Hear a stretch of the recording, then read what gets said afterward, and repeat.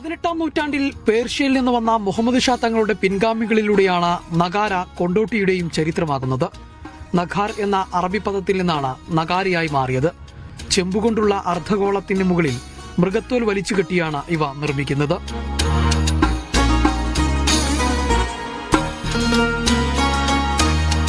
ഏതാണ്ട് 2 നൂറ്റാണ്ടിലധികം പഴക്കമുണ്ട് ഈ നഗാരയ്ക്ക്.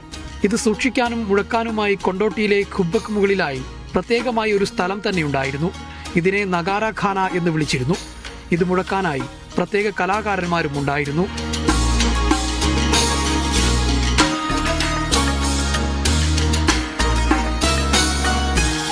അടുത്ത കാലം വരെ മൈക്കുകളൊക്കെ പ്രയോഗത്തിൽ വരുന്നവരെ അടുത്ത കാലം വരെ ഉപയോഗിച്ചിരുന്നു. അതിൻ്റെ പരമ്പരാഗതമായിട്ട് അതിൻ്റെ ആർട്ടിസ്റ്റുകളുണ്ടായിരുന്നു നഗാര അടിക്കണം. ഇപ്പോഴാരും ഇല്ല. റമദാൻ മാസത്തിൽ നോമ്പ് തുറക്കാനുള്ള സമയമറിയിക്കാനും മറ്റു ബാങ്കുകളുടെ സമയമറിയിക്കാനുമെല്ലാം നഗാരയായിരുന്നു ഉപയോഗിച്ചിരുന്നത്. 2-3 നൂറ്റാണ്ടിലധികമായിട്ട് ഇവിടെ ഉപയോഗിച്ചു വരുന്നുണ്ട്. ബാങ്കിൻ്റെ സമയം അറിയിക്കാനും നിസ്കാരത്തിൻ്റെ സമയം അറിയിക്കാനും അത് കാര്യമായിട്ട് ഉപയോഗിക്കുന്നു. പിന്നെ നോമ്പ് ഉറപ്പിച്ചാൽ അതുപോലെ പെരുന്നാൾ ഉറപ്പിച്ചാലൊക്കെ ആൾക്കാർ അടിച്ചുകൊണ്ടാണ് അറിയിക്കുക.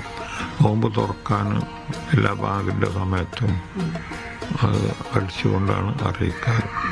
ഒരു ജനതയുടെ ജീവിതത്തിന്റെ ഭാഗം കൂടിയായിരുന്നു ഈ നഗാര.